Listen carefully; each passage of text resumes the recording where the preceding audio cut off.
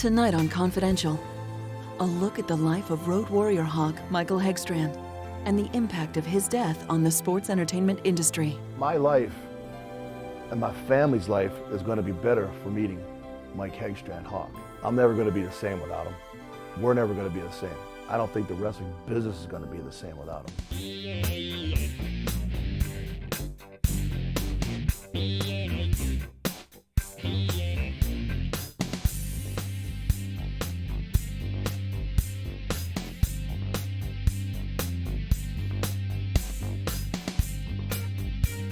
Hi everyone, I'm Gene Okerlund, and this is WWE Confidential. Much of our show will be dedicated to the memory of Michael Hegstrand. But there are a few other things you could expect to see tonight. Booker T recently returned to the squared circle, which is exactly where he belongs, but we wanted to take him outside the ropes and ask him about his thoughts on Rush Limbaugh and his taste in women. We think you'll be very interested. Plus, Lita's book is in stores, and her book signing a few weeks ago was a big hit. And the NBA's biggest sensation, LeBron James, was chilling at Raw on Monday and taking in the sights. That's all later tonight. But first up, we'll look back at the life of Michael Hegstrand, better known to wrestling fans as Road Warrior Hawk. It was an early Sunday morning, October the 19th, when the world of wrestling was saddened to hear that Michael Hegstrand had passed away at the young age of 46. If you talk to his peers, as we have, you will find that Hawk has left behind quite the legacy. The one common denominator with each interview was that each person told us that Mike Hawk Hegstrand was someone who treated everyone with respect and who would do anything for you if he considered you his friend. His best friend and partner of 21 years, Joe Animal Laurinaitis, also spoke with Confidential about his friend's untimely death. But before we bring you his comments, here is a look at the Hawk and Animal that we all know. Whether you knew them as the Legion of Doom or the Road Warriors, Hawk and Animal were a tag team that redefined this profession. Tag team wrestling has been around almost since the dawn of wrestling, but never has a team been so unique, so ahead of its time, and so appealing to the fans as the Road Warriors.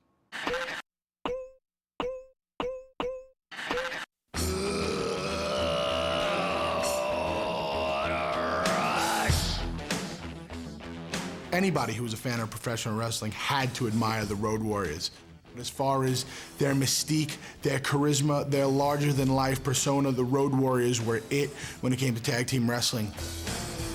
They were the first to come along with sports entertainment in mind. The look, the big shoulder pads, the painted faces, and just the rugged look that they had. They had this aura about them that, that they were invincible. The Road Warriors changed the landscape of not only tag team wrestling, but wrestling in general. These two are as tough a combination as I've ever seen come down the pike. No question about it, you knew that they were the star attraction of the match, of the show, of everything. It was just too awesome for words to watch them just destroy the guys that they were in the ring with every Saturday on TV. These Road Warriors, as I say, just continue to run roughshod over everybody. And brother, they are carnage unlimited. It was almost like they were like what Stone Cold Steve Austin was in the 90s. I mean, they were kind of anti-establishment in a sense that they did what they wanted to do. They said they were going to do something, they did it. These Road Warriors continue to be devastating and awesome.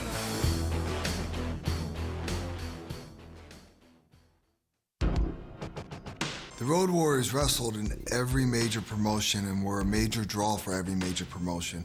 I mean, I never knew how big they were until I actually got to Japan myself. And when I did, and the Road Warriors came over, I mean, people went nuts for them. They were right there with the Ric Flairs and the Hulk Hogans and guys like that. I mean, they were the tag team of the century. They were the greatest of their kind ever. And their name will be legendary in our business forever. When you talk about impact on the business, and staying power, they'd have to be number one. The best tag team ever. And I'm not just saying that because of the situation. I'm saying it because it's the truth. We're talking about the greatest team of all time, the greatest team of our time. You get to witness the Road Warriors at their best. The first time I believe I met Hawk and Animal was back when we did the ECW Invasion on Monday Night Raw. I remember getting goosebumps, you know, when I first saw them. And I'm hitting Bubba. I'm like, Bubba, look, it's Hawk, it's Animal. I was like, what do we do? What do we do? What do we do? He goes, Devon, just play it smart, you know. Don't act stupid. Don't say anything that's gonna make them think that you're just like a fan. I was like, but we are fans. We are fans. And he goes, just be cool. I'd been in the business then for about, 7 or 8 years, and it was so cool to meet guys that you looked up to, growing up. And I go, hey, Animal, Hawk, how you doing? Devon Dudley from ECW, and blah, blah, blah. And Bubba's like, oh, dude, I watched you guys all the time, blah, blah, blah. And I just stop and look at him. I go, I thought you said be cool. He goes, that was cool. I was a little bit in awe of meeting Hawk and Animal for the first time. I don't know if there's another tag team that really comes to mind that kind of did everything the Road Warriors did. The wrestling world definitely lost one of its most charismatic personalities of all time, and in my mind, the Road Warriors will live forever. This past Sunday morning early, at the age of 46, Road Warrior Hawk Mike Hegstrand, unexpectedly passed away of a suspected heart attack. Well, whether they would call them the Road Warriors, the Legion of Doom, they were Animal and Hawk, and these guys changed the face of professional wrestling. Their look, their wrestling style, their ability. They were one of the greatest tag teams ever. I had the pleasure of being in the ring with them many times, and myself and everybody in the WWE is going to miss Hawk. Hawk, inspired myself, inspired Bubba, and inspired so many other tag teams out there. And I thought it was just only fitting that we would do that in that match. That's the Doomsday Device from the LOD. And the Dudleys using the LOD, the Road Warriors, Doomsday Device. God bless you, Hawk. We decided to pay tribute to Hawk on Raw because he deserved it. Hawk and Animal were pioneers of tag team wrestling, and it was the right thing to do for the business. It's respect for this business, it's respect for guys that came before us, and it's respect for guys that paved the way for us. If it wasn't for the Road Warriors, the Dudleys wouldn't be around. We respect what you guys did, we honored what you guys did, and this is just a little something from us to you. I commend the Dudleys for the match they had on Raw. It was a great dedication to Hawk, wearing the Hawk armband around his arm. I heard the people, when they did it, chanting LOD in the background as well as everybody else did that sits at home hearing it. And from what I understand, in between the commercial, they had got a sign sent down from the top, and they put it in the middle of the ramp, and they laid both tag belts on the ramp. To me, what other kind of honor can you get from the present world tag team champions than to do that for you? When your peers do something like that, then you know you've done your job right, one way or the other.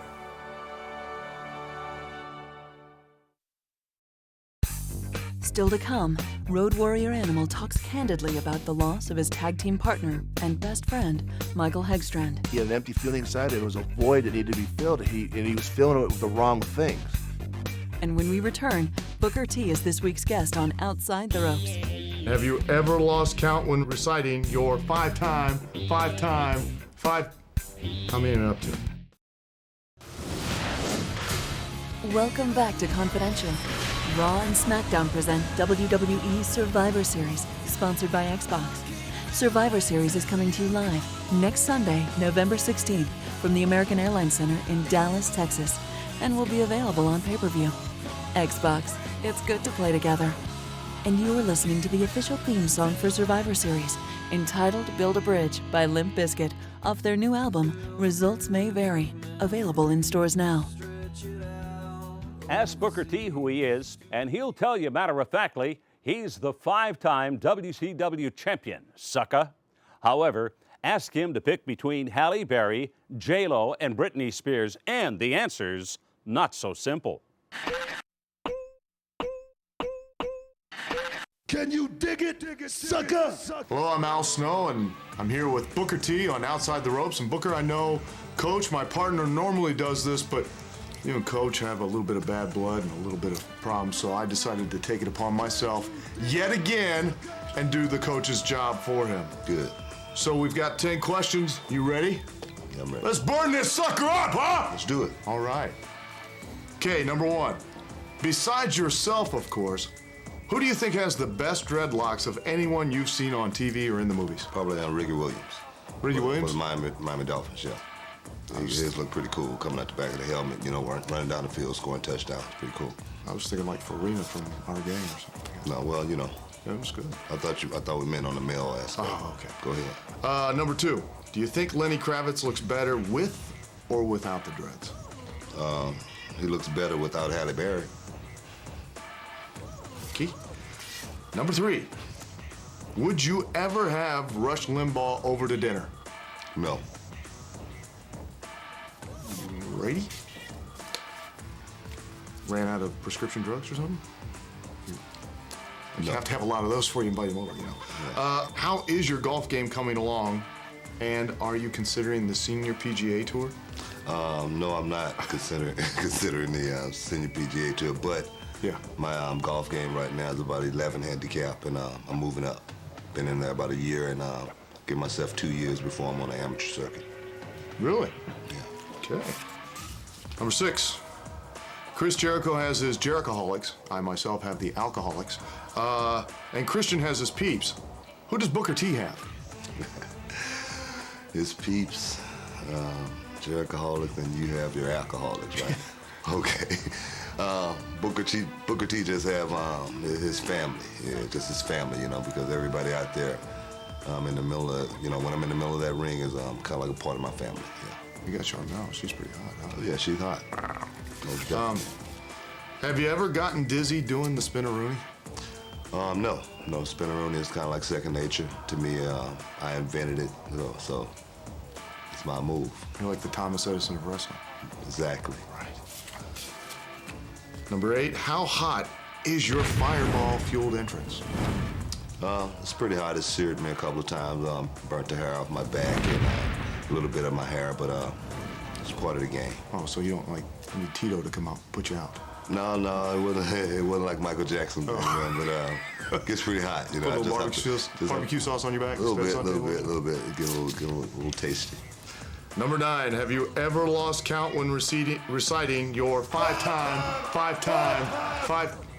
How many am I up to? No, never have because I normally count 5 times. It's pretty simple to still. There's the trick, see? Yeah. I thought you were a math whiz or something. Yeah, and the final one, number 10. Who would you rather? Halle Berry, Jennifer Lopez, or Britney Spears? J-Lo, you know. I like them little. Oh, you like that junk in the trunk? Yeah. You know what I mean? She got it back. J-Lo? Yeah, she put a drink and a clock radio on that. Holla at me, dog. Well, thank you very much, Booker T, for Outside the Ropes. This is Al Snow. Good day and good night. Thank you very much. Still to come, the man who is king, LeBron James, gets raw in Cleveland. And ladies and gentlemen, there you see the hottest new star in the NBA, King James. And up next, WWE's faithful follow the Lita to her latest book signing. You start to see familiar faces, so that's always good to know that although you see them a bunch of times, they really have a better understanding of me as a person. And now, the WWE Rewind is brought to you by THQ's WWE SmackDown Here Comes the Pain. Available for the PlayStation 2. Lita not going to stand by and see Molly act like a bully over a defenseless Terry and Molly. Oh, look at this! And boom! Who the hell? That is Gail Kim with that wrench. Now the double DDT. This very well could have been a setup. Next Sunday, Lita will not only get a chance at vengeance, but a shot at the Women's Championship as she squares off with Molly Holly at Survivor Series. I can't help but think that the Women's Champ Molly Holly is just a little bit jealous of Lita. After all, Lita's autobiography, A Less Traveled Road, the reality of Amy Dumas, has been a hit with fans, as evidenced by Lita's latest book signing. Lita! Lita! Lita! Lita! Lita rocks! Lita! I've been here since 8 in the morning, man, because Lita is the best female wrestler out there. Lita! Lita! Lita! Lita! Lita! Lita! Lita! Lita! Lita! Came at 7:30 4:30, I missed school to meet her. My favorite thing about Lita would be that she's herself and she doesn't try to act like anyone else. And she's just an amazing wrestler and she's not afraid to take any risks. I want to be everything she is.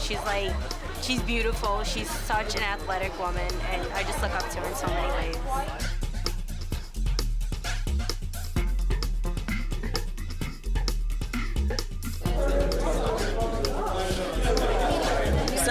This morning. It's a positive thing for me to see so many fans interested in the book, and the timing of my book coming out coinciding with my return from my absence from the wrestling ring 15 months out, and just to know that they're still out there, they still care about me, and just as excited as ever to see me. She stole my necklace. Look at me. Necklace? No necklace. That's all right, though. You can keep it. It's all right. Meeting Lita was like everything that I thought it was going to be. She's such a chill person. She's so laid back, and like she's a true wrestler. She gives to her fans no matter what. I'm an extremely huge fan of yours. I see you're all geared out and everything. Yeah. Huh? Cool. I thought the fan turnout here was really great. Up in the New York area, we've always got a lot of strong turnout, and you start to see familiar faces, so that's always good to know that although you see them a bunch of times, they really have a better understanding of me as a person because they're going to read my book. I mean, I've been everywhere from Toronto, Canada to Seattle, Washington, trying to get her autograph, and finally today's like the culmination of all my hard work. Today I also received from a girl who was a really talented artist. She drew a picture of me and had it framed and everything and presented that. So it's always really special to know that someone took that much time to draw a picture of you and to bring it out to me today.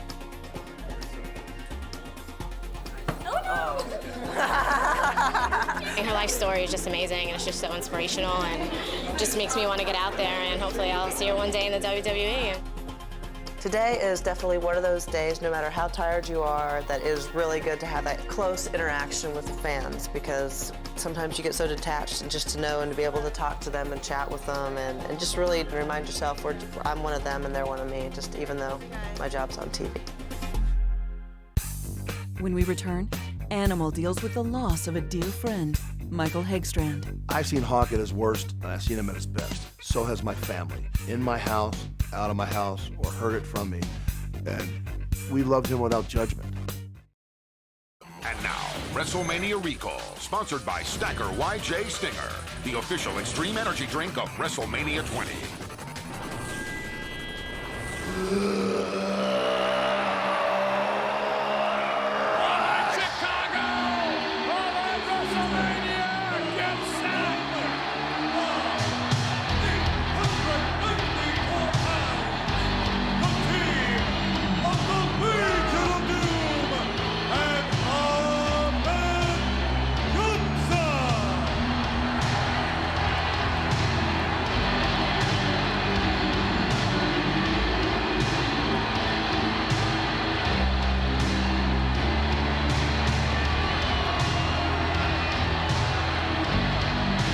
WrestleMania Recall, counting down to the greatest sports entertainment spectacular of all time, WrestleMania 20.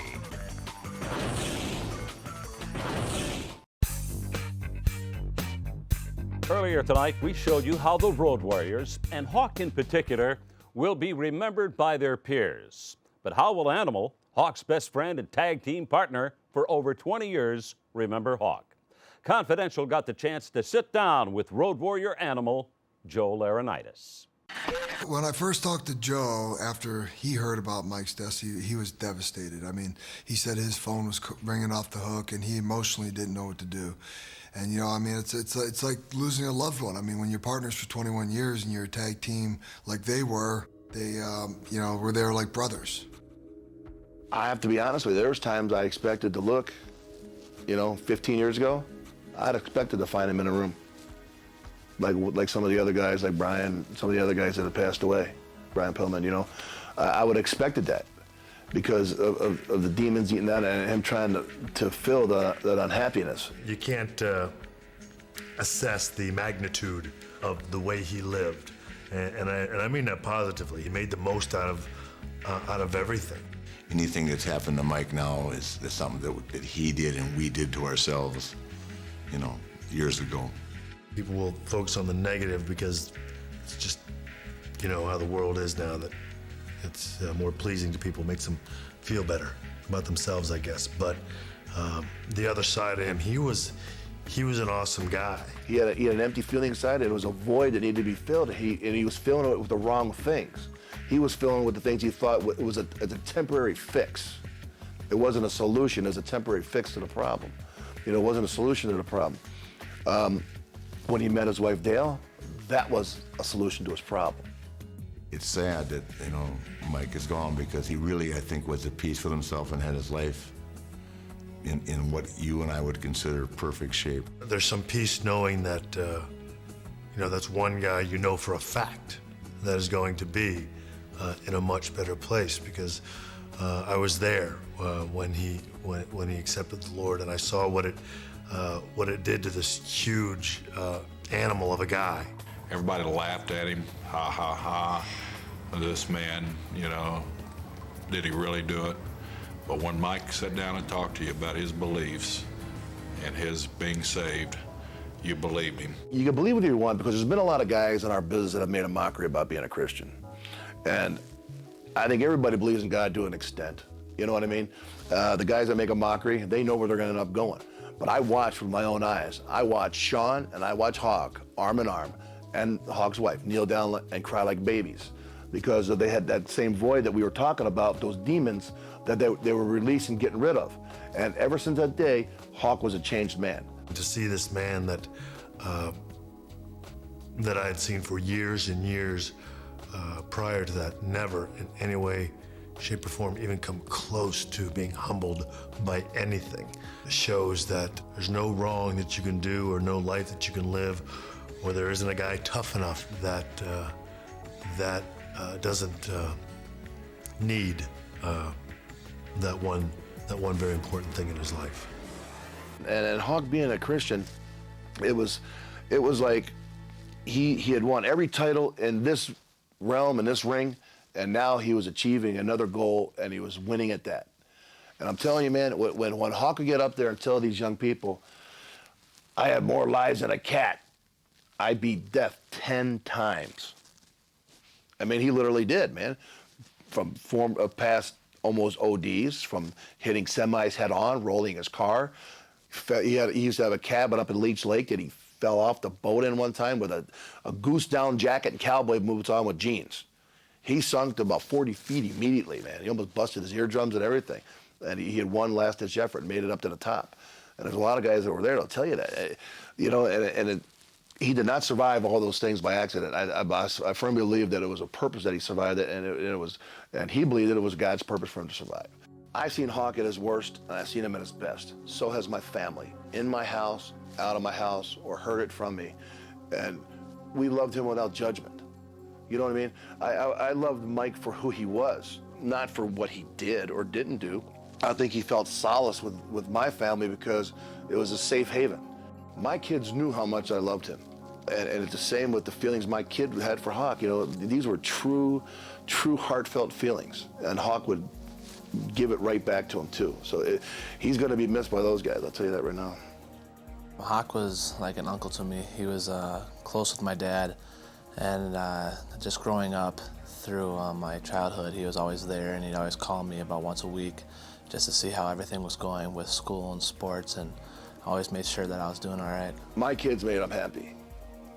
My kids used to make Mike happy. My kids were like Mike's kid. Mike was the great uncle to my kids. He would call probably every day sometimes, and I'd talk to him on the phone and catch up and see what's going on and stuff. He really felt like he had a real connection with me, and that's for my brother and my sister also, and just felt like he had an impact in my life, and I thought that I had an impact in his life. He'd always say like, hey, in a really weird voice, and be like, hey, how are you doing? And then after he'd get off the phone or be able to get off the phone, he'd say, I love you, and stuff like that. Can you imitate his voice for me? I don't think I can imitate it, but it'd be like, hey, I can't do it. My life and my family's life is going to be better for meeting Mike Hegstrand Hawk. I'm never going to be the same without him. We're never going to be the same.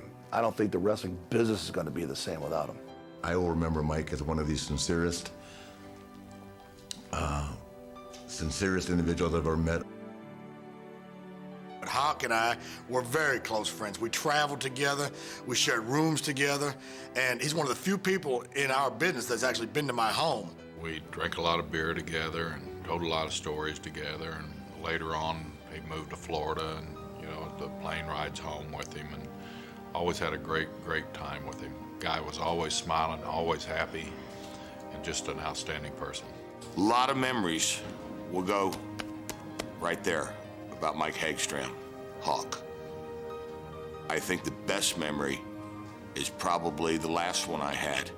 Seeing a guy that still had the fire, still had the passion after all that success. We wanted to retire with the WWE, and that was Hawk's goal here at the end.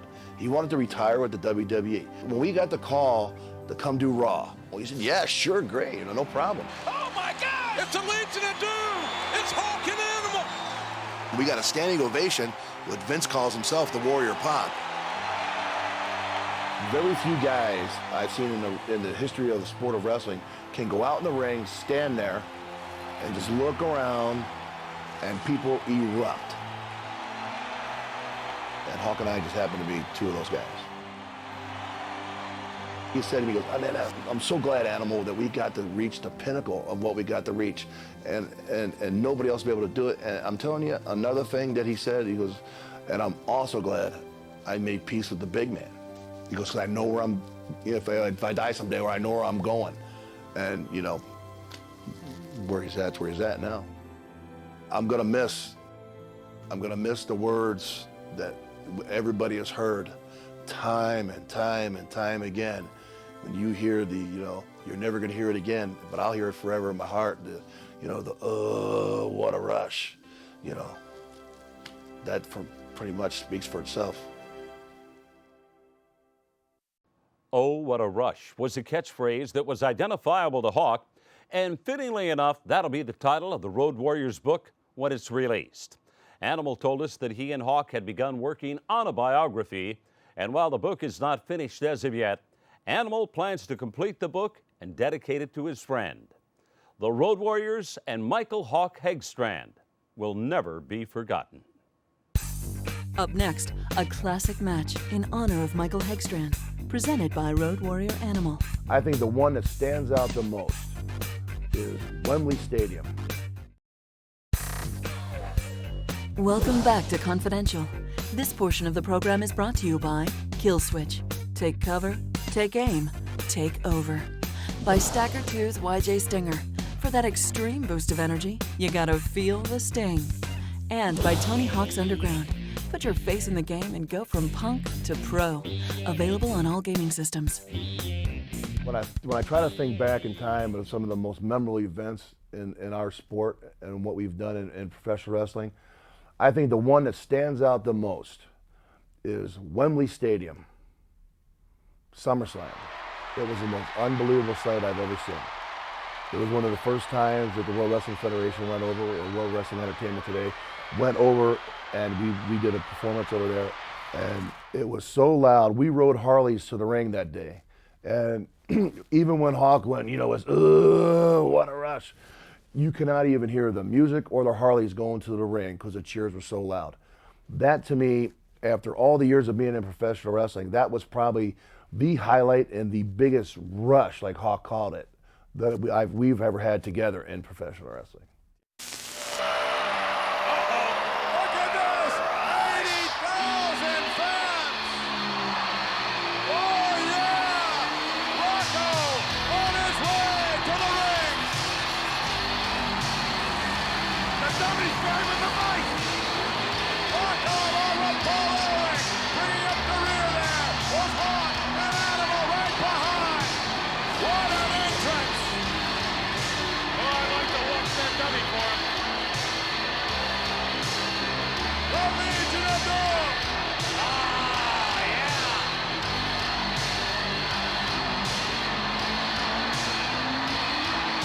Entering the ring with their manager Paul Ellering and Rocco from Chicago, Illinois, at a total combined weight of 579 pounds, Hawk Animal, the Legion of Doom.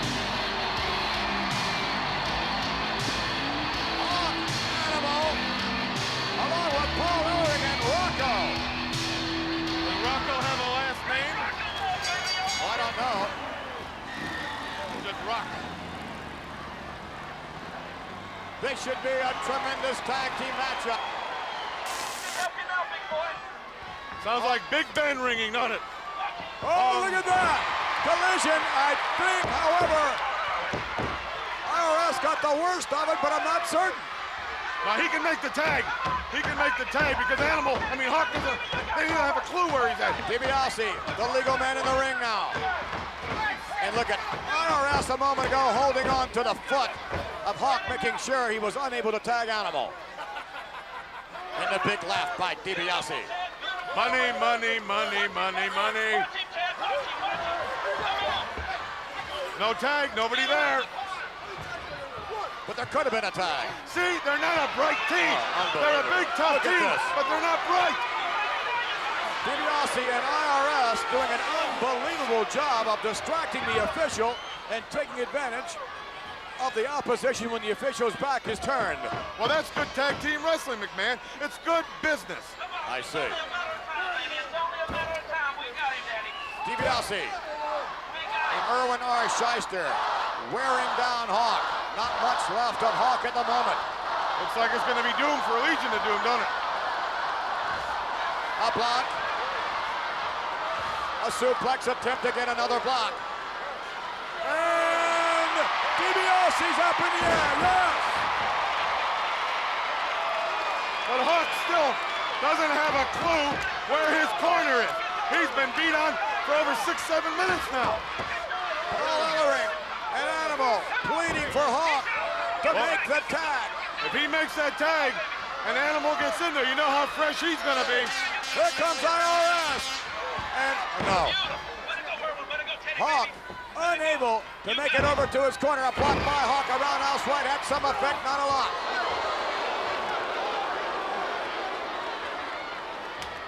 And again, frequent tag made by DiBiase and IRS. Wide open Hawk.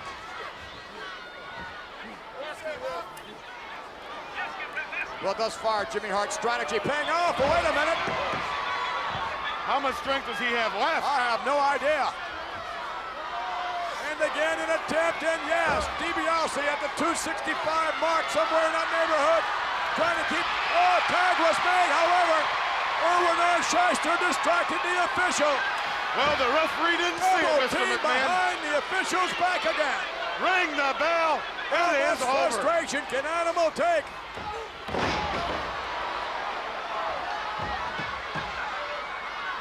Why don't you send Rocco in to make the tag, Ellering? You're a little wooden dummy.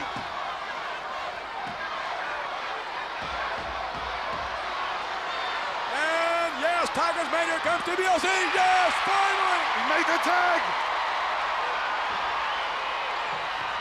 Off the rope, DiBiase. Whoa! Goodness, what a tackle! Sky high drop kick.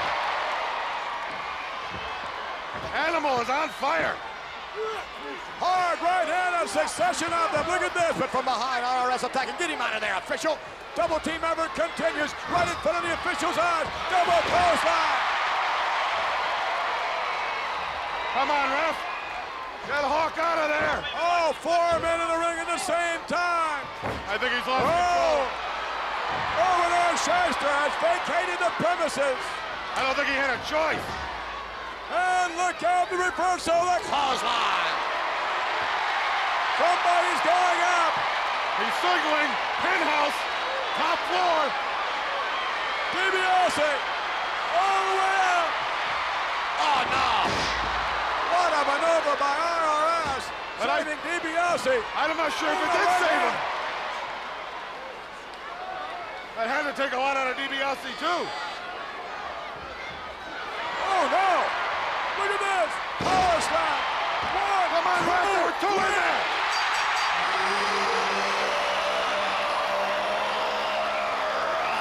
Here are your winners, the Legion of Doom. That stinks. What stinks? Legion of Doom getting the win. 4 men were in the ring. The referee lost control. Couldn't keep Animal out. You couldn't keep Hawk out. Ellering was running around. Got a little wooden dummy. It wasn't fair. It's just not fair. When we return, WWE superstars hail a new king in town, LeBron James. Here in the WWE, we're familiar with the expression, believe the hype. Goldberg proved the hype was true at Unforgiven when he won the World Heavyweight Championship. And he'll attempt to prove it again when he meets Triple H at Survivor Series. But there's another hype machine out there, and his name is LeBron James. Straight out of high school and into the NBA, LeBron is already living up to his hype with his performance for the Cleveland Cavaliers. And when Raw stopped at the Gund Arena in Cleveland this past Monday, King James was on hand and took the opportunity to meet some of his favorite superstars. And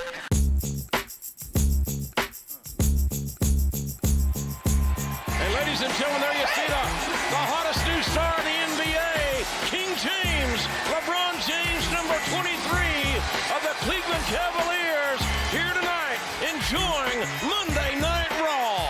King James, is that copyright infringement? Can I sue? LeBron has taken the NBA by storm in just his first week. But with the enormous pressure placed upon this 18-year-old kid, it's nice to see him enjoying himself, and that's exactly what he did at Raw.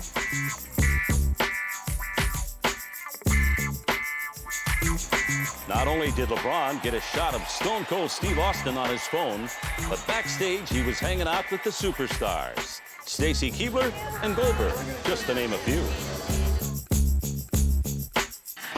We hope you've enjoyed our show tonight as much as LeBron James enjoyed Raw. That's all for this week. Next week, we'll look back at some of the Survivor Series greatest moments on the eve of this year's pay-per-view. Thanks for joining us, and good night.